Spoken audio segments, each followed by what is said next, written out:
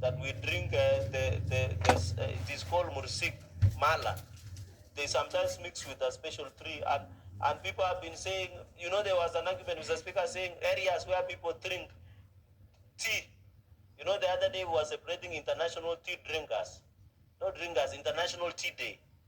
The temperature sometimes is too high, maybe it's causing throat cancer. So we need Cancer Institute to tell us why, for example, Kiambu, Nairobi, and Nakuru, where Senator Deputy Majority Leader comes from, is leading in cancer, so that we don't create wrong perception. Why is it so? The Cancer Institute must be given necessary resources to do the research, so that we understand why we are losing over 27,000 Kenyans every year through cancer.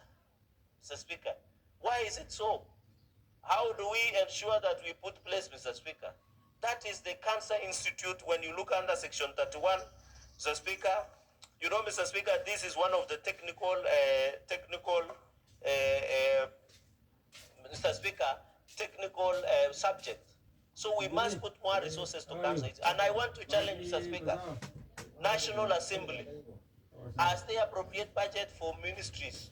The reason, Mr. Speaker, and I want to say this passionately, the reason Senate today wants 415 billion to be added to counties against 390 something that was proposed National Assembly is to have enough resources to fight cancer in our villages, Mr. Speaker. Our people are painfully suffering. Yet out of 4.2 trillion Kenya shillings, only we are requesting for 415 billion to go to counties to assist in the provision of healthcare in this republic.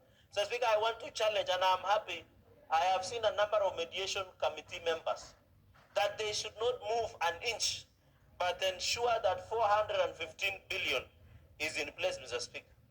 That is what I wanted to move and ensure that we agree, Mr. Speaker, that as a Senate, the reason we are pushing more resources is to ensure that we put in place the necessary help, Mr. Speaker. With very many remarks, and I want to say, I know I have 1 hour, I know I still have 30 minutes to go, but I want to end there and allow my colleagues, Mr. Speaker, to also be able to contribute. This is, I expect all senators, and I'll be patient to listen, on the issue of cancer prevention. Mr. Speaker, the issue of cancer is a serious problem. When you go to Kisii, where Senator Gloria or Roba comes from, I can assure you Senator Gloria or Roba might be in 50 WhatsApp groups fundraising for cancer pensions or any other. So, Speaker, with those very many remarks, allow me to invite the Vice Chairperson of Senate Finance and Budget Committee and Nairobi delegation, Senator Tabitha Mutinda. I know there were many Tabitas, but the one and only Senator Tabitha Mutinda to second. I thank you, Mr. Speaker. Senate, what's your point of order, Gloria? Mr. Speaker, and standing order 1, I just want to pass information, Mr. Speaker. This is a very important bill, and we probably are supporting it, Mr. Speaker, but we have highlighted the issue of our order paper always prioritizing bills from the National Assembly when the senators who are sitting here have so many bills that are pending and that are being queued, Mr. Speaker. I have raised this issue with the Senate Business Committee, and Mr. Speaker, it is very demoralizing that we come here as senators and we are just running business from National Assembly, Mr. Speaker. So even as we debate this, and hence the reason why you can see the lethargy in the House, it is not that we don't support the content of the issue of the bill. It is just that the senators in the House have got so much pending business. I know that our senator here, Matangi, he has had a motion that has been pending for over 3 weeks that has not even been put in the order paper, Mr. Speaker. So I just want to urge the Senate Business Committee to consider that this is the upper house, the Senate itself and the senators have got business that we would like prioritized, Mr. Speaker, on the order paper. Myself, this is Menstrual Hygiene Month. We are celebrating May 28th, Menstrual Hygiene Day, next week on Tuesday. My bill has been sitting in the National Assembly for 1 year, pending concurrence, Mr. Speaker. Yet in this House, we are prioritizing the National Assembly business, Mr. Speaker. I just want to put it out that it is not that we don't support this, but it is disappointing for members And hence, even when we were trying to tell Cherargei to cut short his comments, it's because it is a bill that we would like to discuss after we have prioritized our bills in the Senate, Mr. Speaker. Thank you.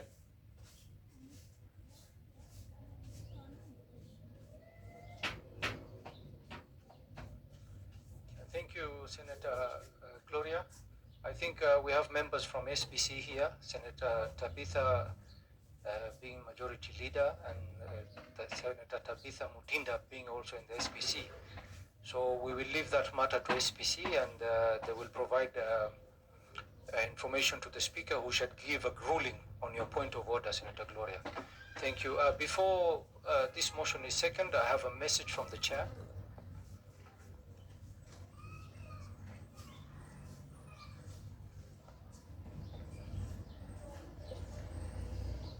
Honorable Senators, in the public gallery, we have 156 students and 3 teachers from Moi High School in Eldoret in Uasin County who are undertaking an education visit in the Senate.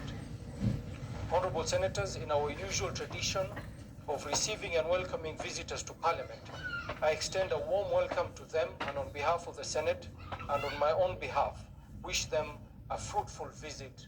I thank you. Senators, I will give an opportunity to 2 senators to welcome the students. I will give Senator Crystal Asige to welcome the senators, because among the 156 students, there are several students who are people with disability, and I think our very own VIP should be the person to give them a word of welcome. And I will also allow Senator Professor Margaret Kamar to also say 1 or 2 things to welcome the students. Senator Crystal Asige. Thank you very much, Speaker, for the opportunity to welcome the delegation from Moi High School here this afternoon. I, of course, understand what it is like to be a young student with dreams and ambitions moving forward.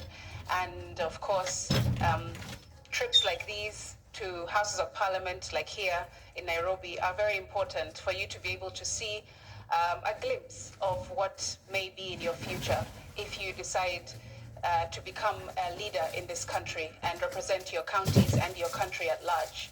I also want, Chair, to give a special thanks and a special welcome to the students with disabilities who decided to also join the delegation and be a part of this very important experience in the Senate. To them who are here, our learners with disabilities, I am the senator in the Senate that represents PWDs, women and youth, because I am all of those 3 things. I'm a PWD myself, visually impaired, I'm a woman, and I am a youth, just like some of you are. And I just wanted to inform them that I have several bills with you in mind specifically, so that your futures can be ensured as inclusive and as equitable as possible, so that you don't have to struggle like I had to struggle when I was a learner at your age in Mombasa County, trying to, fight discrimination and stereotypes and non-inclusive environments, so that I can at least get an education and come to this place where I am today. I have the PWD bill, which I'm sponsoring. I have the Learners with Disabilities bill, which I'm sponsoring with my colleague behind me, Senator Kamar, and the Kenyan Sign Language bill as well that I'm sponsoring. And I hope you will be able to engage with those bills, even though they might be a little bit complicated with the language, but your teachers will definitely support you in trying to understand what they will do for you in future once passed by the executive. So I thank you again.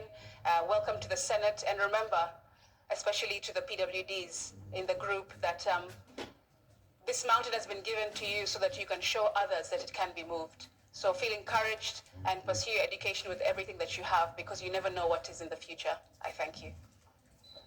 Thank you, Senator. Senator Professor Kamar. Thank you, Mr. Speaker, for giving me the opportunity to welcome the girls from Eldoret. Mr. Speaker, I'm an old girl of Moi Girls Eldoret. I was in Moi Girls when it was Highlands. That was 1977, 78, before their mothers were born. and I want to encourage them that the sky is not the limit when it comes to education. I want to congratulate them first for for getting the opportunity to go to that wonderful school. I have interacted with your teachers, and I know that you are set for higher grounds. Moi Girls, like the Highlands, which was before, has produced leaders, has produced professionals of all kinds. So you have the opportunity to be anything that you want to be because of the way that school has been designed. You have a swimming pool for relaxation, but more than anything, you have wonderful houses. I was in circuit myself, and I want to encourage you to use every minute that you are in school. Girls from that school, Mr. Speaker, are girls who wake up and run. They don't just walk. They run when they don't lazy themselves, and I want to encourage them that any behavior that you calculate in high school follows you for the rest of your life. I am here as an example that when I got molded in high school, I became who I am. So I want to encourage you that you can be anything. You can be a member of parliament like I was. You can be a senator like I am today. You can be a minister like I was. So you have everything. Those of us who are alumni of that school are proud, and we want to encourage you and your teachers to push on, and you have what it takes to be the best. Thank you for coming, and thank you, Mr. Speaker. I welcome them on behalf of my colleagues. Thank you. Thank you, Senator Professor Kamar. Seconder, you can move.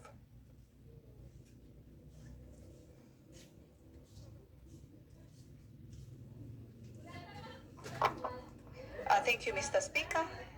And let me start by putting myself on record that I do rise to second this particular bill, the Cancer Prevention and Control Amendment Bill that is being co-sponsored by Senator Cherel Guy, yes, from the National Assembly. And before I proceed further, Mr. Speaker, let me acknowledge and state that the sentiments that have been mentioned in terms of prioritization of Senate bills, I agree with it. It's very important.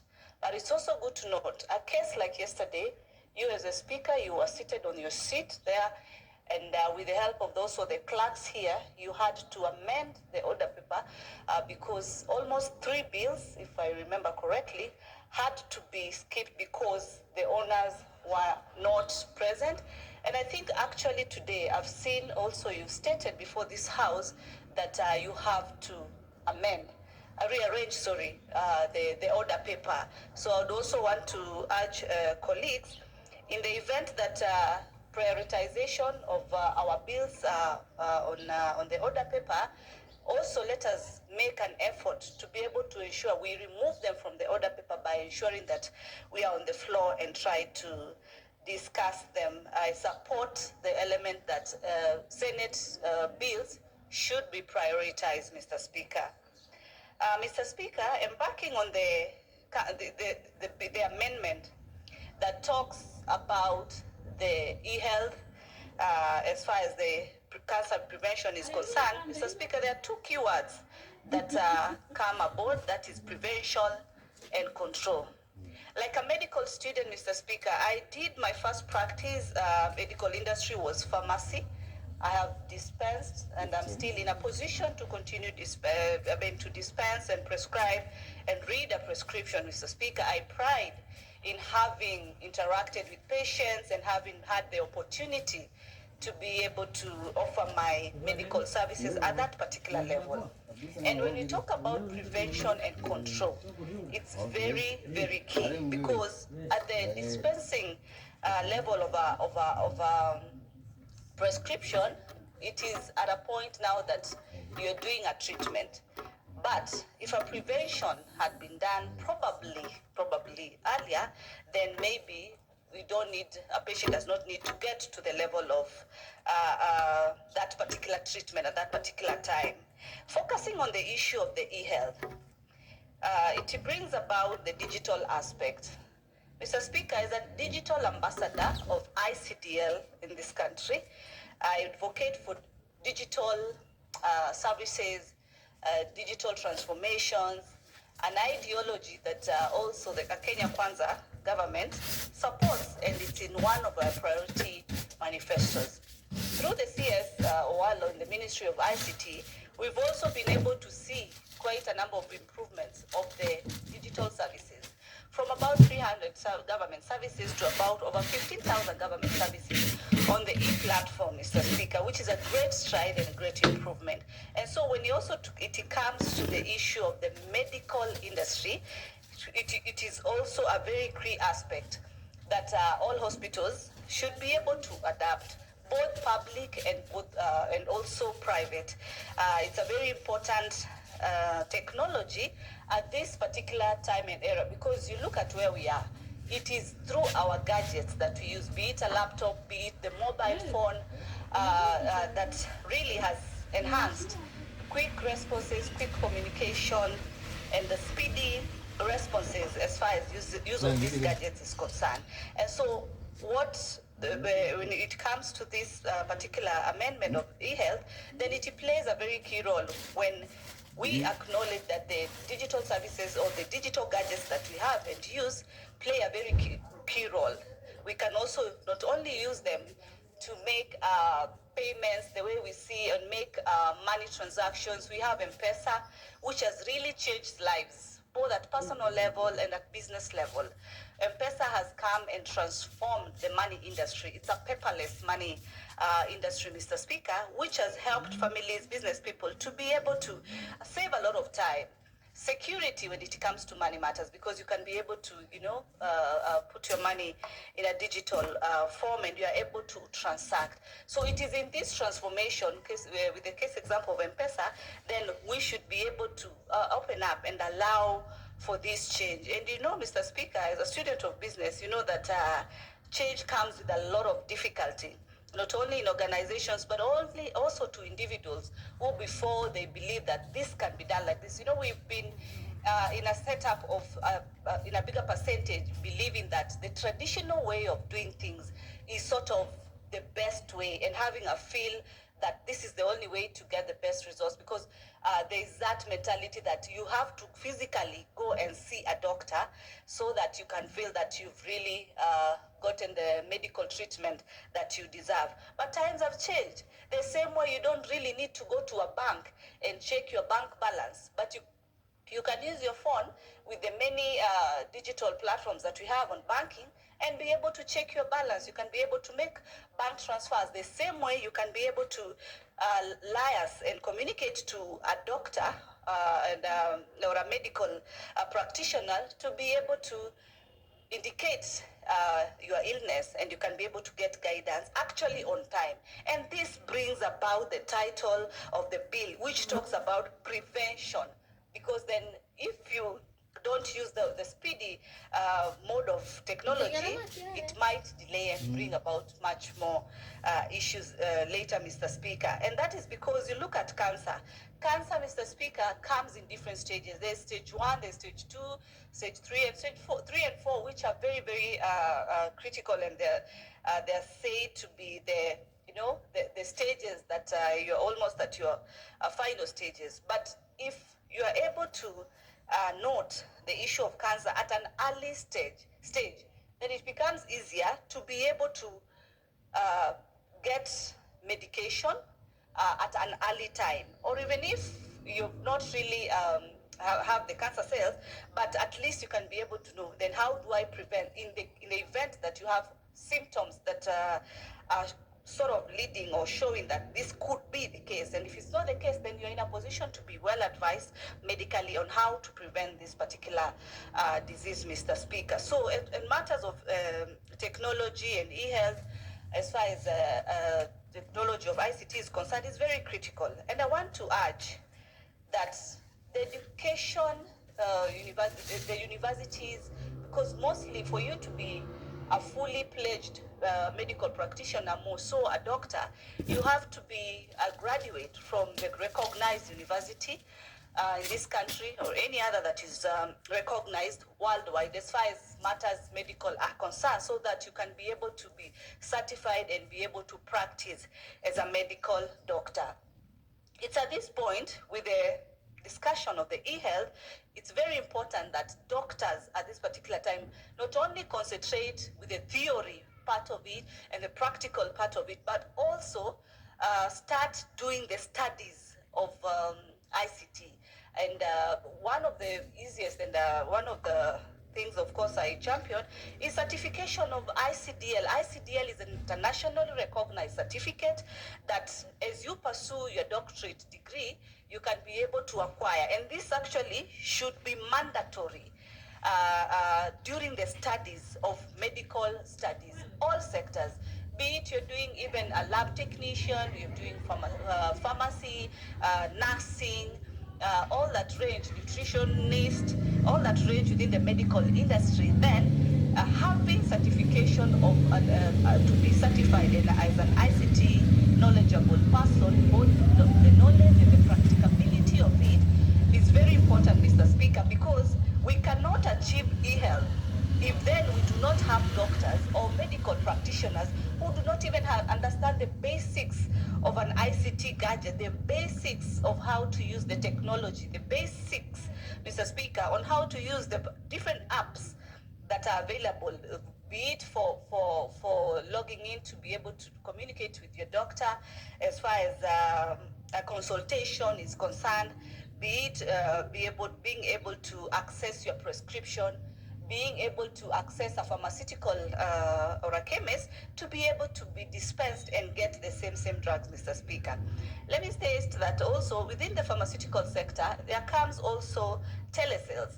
Mr. Speaker, telesales has been there. As I said, I've practiced pharmacy, and business and transactions have been done through what we call telesales. So telesales has been there, but what has not been there and really emphasized has been the e-health factor, telemedicine factor, which plays a very key role, Mr. Speaker. Mr. Speaker, allow me to touch on the issue of disbursement of funds by Treasury. I'm talking from the perspective of why, as a committee of finance, we came about and settled on the 415 billion, Mr. Speaker. As I said before, these are not just figures we just wake up as finance team and just put in place. They've been brought about by different factors that range from the issue of the inflation costs, the commercial interest rates, Mr. Speaker, as well as the cost of the CHPs, the cost of the health. Like we've seen how doctors having, been on strike from the different departments that they belong to, and you know very well health is devolved. So the justification of the Senate for the 415 is to ensure that the bigger chunk, because we are coming from 385, and the topper for the 415, one of the key areas that our committee was able to consider was because of this costs that are more medical. Look at the role that the CHPs are doing. They are able to go door to door. The government, through the Ministry of Health, has also equipped the CHPs in the different counties so that they are able to assist people at the lower level, so as to sort them and help them at an early time. Because I've always said, and I've always championed, a healthy nation, a wealthy nation, Mr. Speaker. And looking at my studies back and remembering the undergrad that most of us have done, and looking at the pastel factors that range from the political stability, the economic stability, the social, technological, legal aspect, and a conducive environment, there's nothing that stops this country, being able to ensure that we have the e-health, putting in mind that the factors that I've been able to state are all in place. They are all at a well-placed position. There are no issues. Even from a social perspective, we are now socializing digitally. We are now using the digital technology to be able to do a lot, even if it comes to the Amazon app, to be able to make purchases, among many others, Mr. Speaker. What we've not really prioritized, and I'm backing it up, is the issue of the e-health service, because all these other things I've sorted. Like, for example, transport issues. We have the Uber sector, that from where I'm sitting, I'm just able to get my transport from point A to point B because there's availability of the Uber, because the technology is in place. As I've said, the banking sector, I'm able to sit down and do my transaction. I can be able to pay for my goods from where I'm seated, and many other across that, as far as the technology is concerned. But as far as the health part is concerned, we've really lagged behind, but this bill comes at a very good time because the e-health factor is a very key and important factor, Mr. Speaker. I don't want to ignore the issue of they're called attachees or interns that have been mentioned earlier. Interns play a key role. And for us as a country, with the education system that we have, it requires our students in the upper learning level to undergo the theoretical part of studies, and then also to have an opportunity to practice and to be able to understand how the industry works. I remember during my studies as a pharmacy student, by then, before I changed my career, Mr. Speaker, I had to do internship. I had to do an attachment. Then without that, I could not qualify to be able to move to the final level, to be able to graduate if I've not been able to do internship. So internship plays a key role. So the matters of interns, the JSCC team that I've had today, I mean, all these things should be just consolidated, because then how do we have competent personnel, either from the legal sector, either from the medical sector, and any other sector, if we do not allow them to be much more practical and be able to perform by giving them opportunities, and those opportunities do not come free. They need to be paid. I'm happy because Parliament has been fair. It gives young people an opportunity to be interns, to have attachment in this institution of Parliament, and I'm happy because Parliament pays them. It is not free. There are institutions whereby you're just an attachee, but there's no single coin. It is still an expenditure to you. But Parliament does remunerate the students, and it's a good plus. So the same should be emulated to also our other people, the lab technicians, the other students that are within these industries. I'm seeing my time is up, Mr. Speaker. I seem to have a lot, but now I'll just try and sum it up and say that it is the high time we adapt. And I want to urge the mediation committee that has been set in place to defend the 415 for governors. We've seen the National Assembly on matters of CDF, their monies have actually been increased. The monies that we are asking for governors to be able to receive, most of these monies, and actually the bigger chunk of the additional fund that we gave, is mostly going to the health sector, putting in mind that health is devolved. It is very sad, Mr. Speaker, to be entering into the premises of Parliament, and then once you meet our young people, our medics, who play a very key role. There's no way you go to a hospital and you just see directly the doctor. You have a channel. You have to do the lab test. You have to do different consultations before you get to the final part. So everyone within that industry plays a key role, and most of these funds are to be able to take care of our people at a lower level. Case example, the role that the CHP plays. So this monies that we allocated as a committee should be taken seriously. Mr. Speaker, during the COVID time, it was a time that the effect of COVID was a worldwide effect, Mr. Speaker. And we changed and adapted the technology of Zoom very fast. So an indication that we don't have really to wait when it's critical, and then that's when we want to act. It is a high time we embrace and move away from the old formula of still having to physically go see the doctor so that you can get your medication and be able to be sorted, but we can use the technology. Mr. Speaker, I had Senator Cheryl Guy talk about women in terms of they're the ones who really have the highest percentage when it comes to taking care of their health. It is very true, Mr. Speaker. Men have really lagged behind when it comes to the issues of health, because the rate of ignorance of even a small headache, It's very high, Mr. Speaker. And I want to say that actually the higher rate of death today, it is more in men than in women. You know, women, we are so talented because we are multitaskers. We are able to do so many things. You could be having a headache, you're still running around in the house, taking care of the children, but we still do not forget to be able to take care of ourselves. And that's what brings about much of the difference. So, you know, we've said women like shouting and talking too much.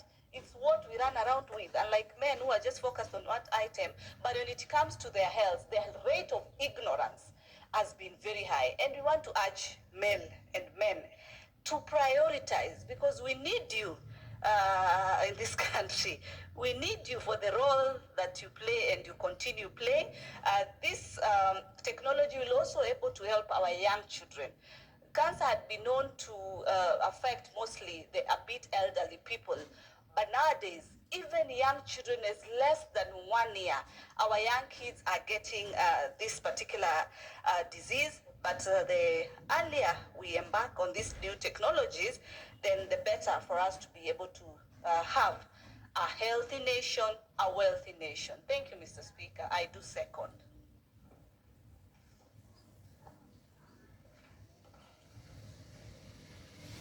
Honorable Senators, I propose the question that the Cancer Prevention and Control Amendment Number 2 Bill, National Assembly Bills Number 45 of 2022, be now read a second time.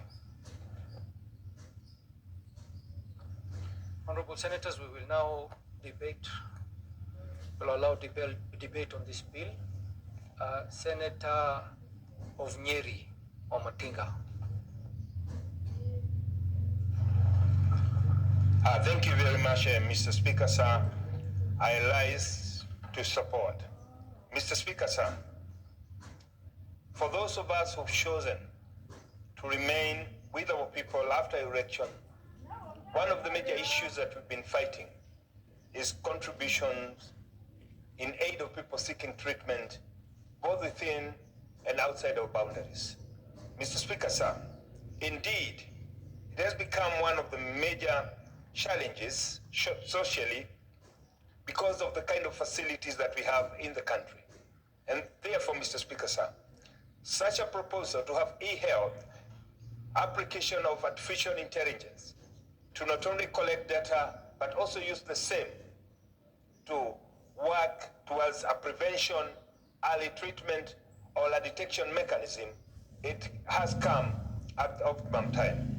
Mr. Speaker, sir, I would want by starting to thank the President, His Excellency William Samoei Ruto, for directing the members of National Assembly to introduce internet hubs in all the wards across the country.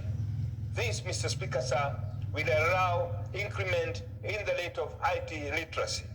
Having said that, Mr. Speaker, sir, it is also a plus from the Kenya Kwanza government that they introduced the community health workers who have been equipped with kits to collect data. Mr. Speaker, sir, we know early detection of cancer can save life. We know that when cancer detected at the early age, it is curable. However, Mr. Speaker, sir, we know that one of the sectors that have been affected by limitations of resources, Mr. Speaker, is lack of allocation in the health sector.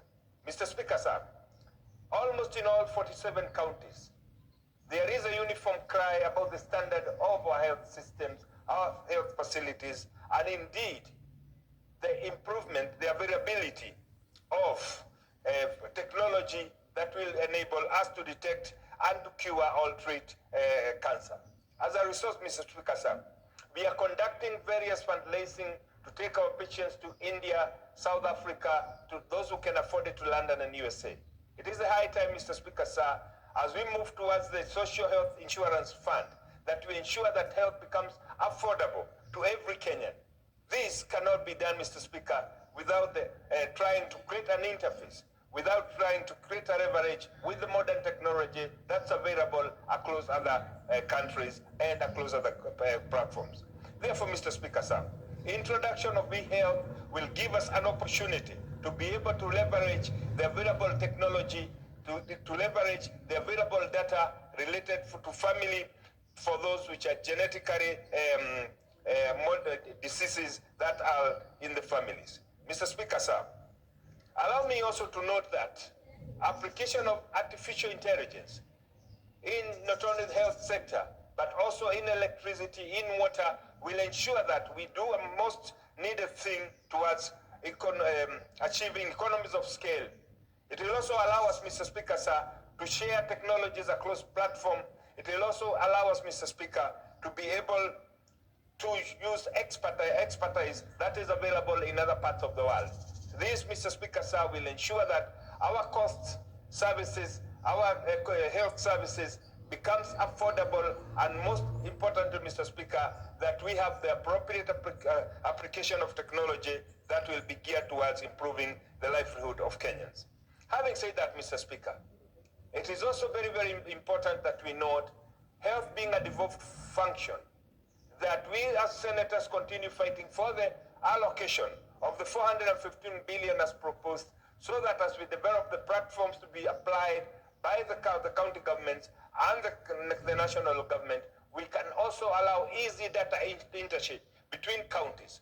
Mr. Speaker, sir, we know most of the facilities, especially the referral facilities, are abused by different counties and different communities. Therefore, Mr. Speaker, having easily accessible data about the patients who come to this hospital will ensure that they get the best services. And it has been reported previously, Mr. Speaker, that people have been misdiagnosed. We know that even amputations have been conducted longly, Mr. Speaker, largely because of lack of information. Using e-platform, Mr. Speaker, sir, there is a possibility that you can use a doctor in India to conduct an operation using technology that's used in UK. This, Mr. Speaker, sir, will ensure that we get maximum benefit of our health services while ensuring that the cost benefit is also ascertained. Mr. Speaker, sir, we know that this country is one of the many countries in Africa that's suffering from low technology. Therefore, Mr. Speaker, application of e-health will ensure that transferability, mobility, and indeed application of e-services through artificial intelligence will be enhanced, and therefore our people will enjoy more and more advanced services from our hospitals. Mr. Speaker, sir, we know that Kenya has produced some of the best doctors. Most of them, Mr. Speaker, they end up after their studies and work experience going to foreign countries to work there.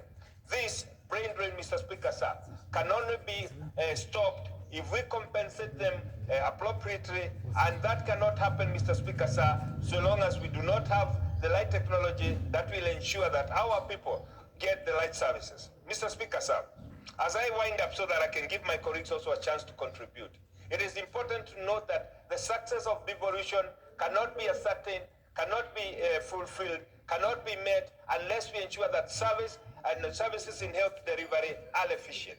Mr. Speaker, sir, we can leverage these from lessons learned, and we do not need to rediscover the wheel. We know that most of the Western countries, especially India, have specialized in medical tourism.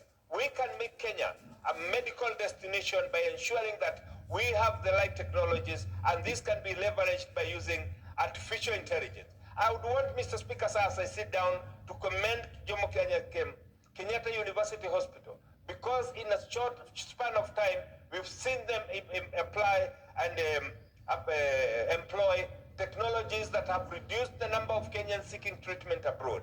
What we need to do, Mr. Speaker, sir, we need now to bridge the gap between those people going there at stage 3 and 4 of the cancer, and ensure that we get early discovery by ensuring that we have not only information from family tree, but we have also put technologies in place so that we can ensure that testing is done at the appropriate time, so that we can arrest cases that would otherwise be fatal. Mr. Speaker, sir, I think it is the duty of every senator to support this, because health being a devolved function, we know that it will ensure that we give better services to our people, and that being the case, save a lot of money in terms of money that we are paying in foreign hospitals by taking our patients down there, and ensuring that the country also earns more resources by ensuring that we get the neighboring countries to come enjoy health services that will apply the appropriate technology, and that is the artificial intelligence. Mr. Speaker, sir, I support.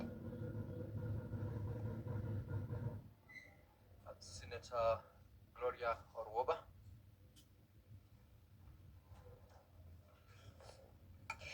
Thank you, Mr. Speaker. I would like to support this bill, the Cancer Prevention and Control Bill from the National Assembly, Mr. Speaker.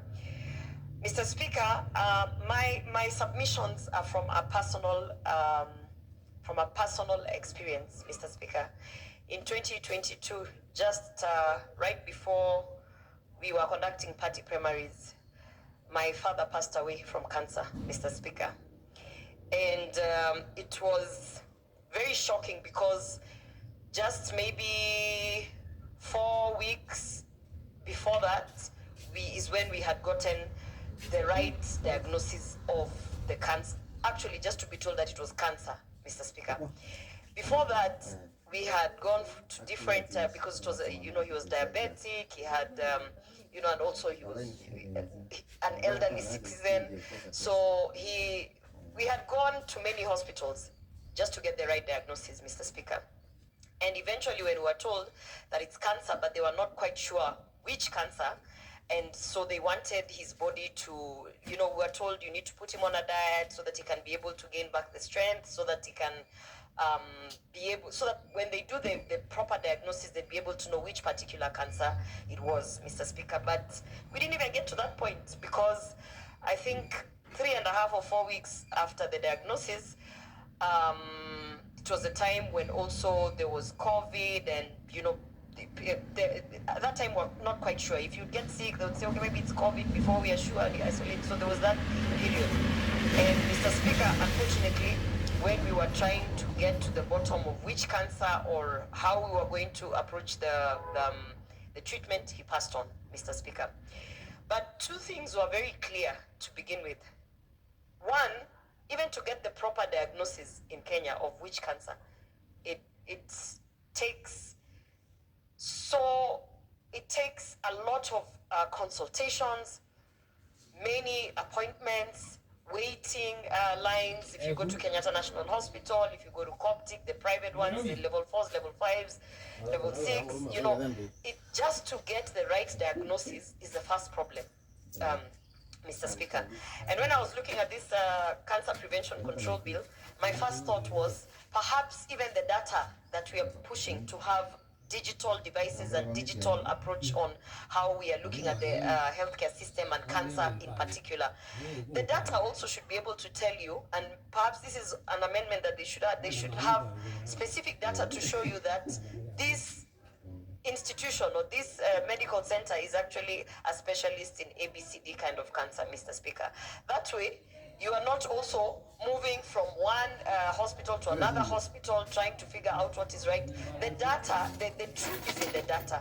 There are certain healthcare providers who are actually specializing in certain cancers, and that would be also an added advantage to be able to know through the data that in the event that there is that the doctor suspects that it could be a certain type of cancer, whether blood or what, then they can be able to say, based on the data that we have had in the past and the treatments and the early diagnosis, maybe you should go to this particular hospital to get your proper diagnosis, Mr. Speaker.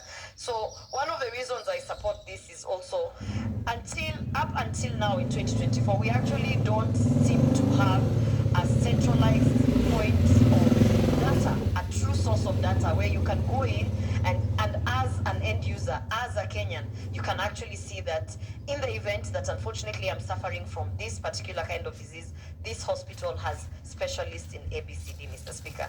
And I think the introduction of e-health and digital systems and platforms which are easily accessible by Kenyans can help cure that particular issue of how to ensure that you get your early diagnosis without having to travel from different cities or, just relying on information by well-wishers or, people who just don't have the data that is required, Mr. Speaker.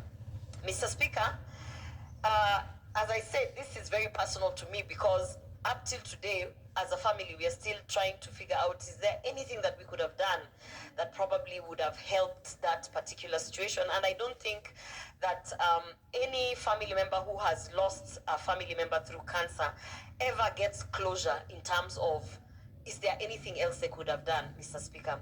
We only talk about early diagnosis and early treatment. But the truth of the matter is that sometimes when you have your diagnosis and it's not early diagnosis, sometimes they tell you you're in stage 4. And maybe they say you know you have a week or 2 weeks to live, Mr. Speaker. Does that mean that then the dignity of Kenyans should not be looked into, the management of that cancer, the management of, let's say, your final days, so to speak, Mr. Speaker? These are also some of the conversations that I know as Africans we shy away from talking about.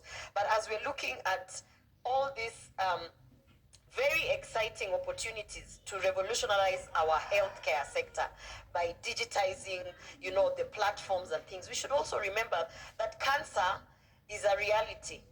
We have cancer survivors, we have people who are living with cancer for many years, and so the issue of managing the symptoms or whichever state or situation that you should also be factored in such a way that when the data is being collected or when the data or the platforms is being given, it should also offer that opportunity so that you can understand that if in the event, because some people also choose not to go for treatment, is there an option to go to a specific healthcare facility to actually get, you know, quality of life as you prepare to go to meet your maker, Mr. Speaker. Mr. Speaker, on this cancer prevention and control bill, I know we are talking about how to ensure that Kenyans have that direct access through the digital platforms, Mr. Speaker. But I cannot highlight, I have to highlight the fact that our community health promoters, who, as you know, the Kenya Kwanza government has actually facilitated and empowered with digital devices which have specific applications where they can actually be able to manage the communities. You know, every community health promoter gets about, I think, 20 families that they are dealing with, and they are able to do, you know, routine calls. They are able to, even without them being called by that specific family or member who's on that platform, they're able to just go and check up and say, okay, you know, today we have, we're doing high blood pressure tests and things like that. I think this cancer prevention and control bill, as they're highlighting the e-health and the digital platforms, they should also remember that we have an existing app under our community health promoters that can actually benefit immensely from whatever proposal is here. So it's about synergizing, not creating new platforms and then having to move people from one place to another, but about synergizing with the existing platforms that are there, and that includes the community health promoters. Mr. Speaker, in 2024, and especially in Kenya, for those of us who have lived abroad, we know the advantage of being in this country, Mr. Speaker. That's why we came back. One of the advantages is that Kenya is actually very, very advanced in terms of e-commerce, Mr. Speaker. It is probably only in Kenya where you can order anything online that can be delivered to your house, Mr. Speaker. I know many people don't know this, but most of these platforms and e-commerce activities that we have the privilege to access do not even exist in countries like Denmark and Sweden, Mr. Speaker. Mr. Speaker, in 2024, Kenya is probably one of the first countries in Africa where you can go on a platform such as MyDawa and order for painkillers or whatever other medicines that you would like to have, Mr. Speaker.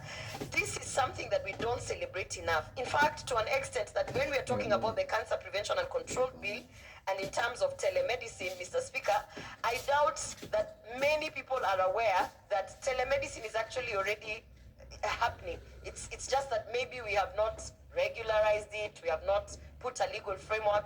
But we have platforms such as Uber, which have so many pharmacies that are listed on.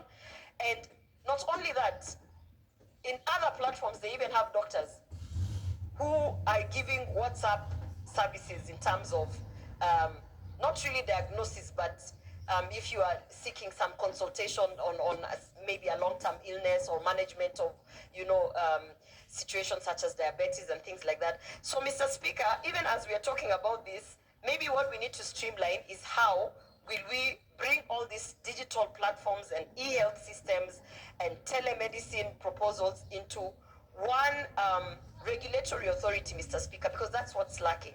Today, if you order medicines from an online platform and unfortunately they are probably expired or they are not, approved by KEBS, you don't know where to start because the platform is legal, but you don't know who to hold accountable in a situation like that, Mr. Speaker. So I hope that part of the amendments that could come here is also to ensure how do we safeguard the lives of Kenyans as we are trying to move to digital platforms and all these advanced systems such as AI and all these advanced, digital world, proposals, Mr. Speaker, because at the end of the day, I think we as legislators have the duty of care to ensure that we are introducing laws or amendments that will not turn around and actually be very harmful to Kenyans that are out there, Mr. Speaker.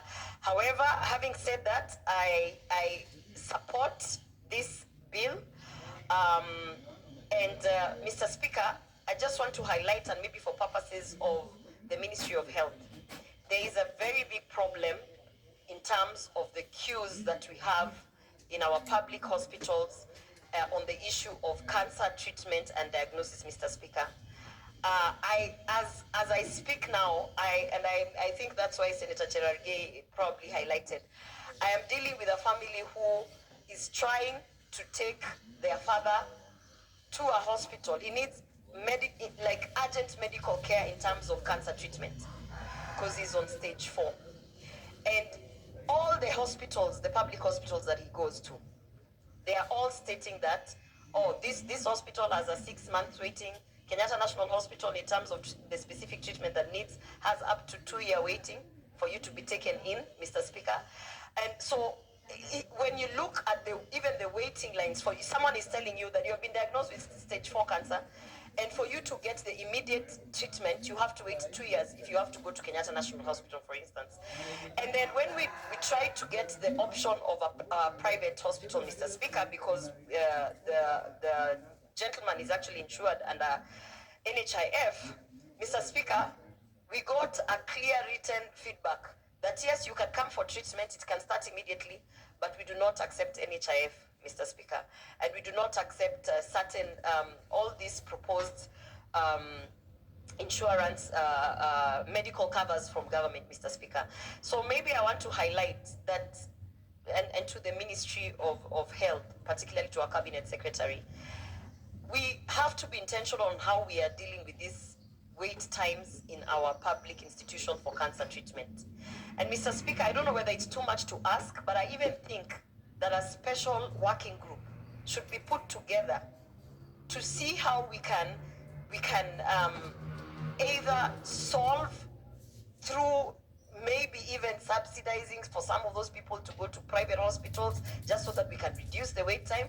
But I don't think that it sits well that we are legislators, we are leaders, and we are okay with knowing that Kenyatta National Hospital, the waiting time for anyone who's coming in for any cancer treatment is 2 years, for instance, Mr. Speaker. We always have ad hoc committees and special committees to deal with pending bills, to deal with Kenya Airways, Mr. Speaker. But I think we actually need a committee that needs to sit down with the Ministry of Health to deal with how we are going to cut down all that waiting time and the long queues of cancer patients who are waiting to be treated in public hospitals, Mr. Speaker.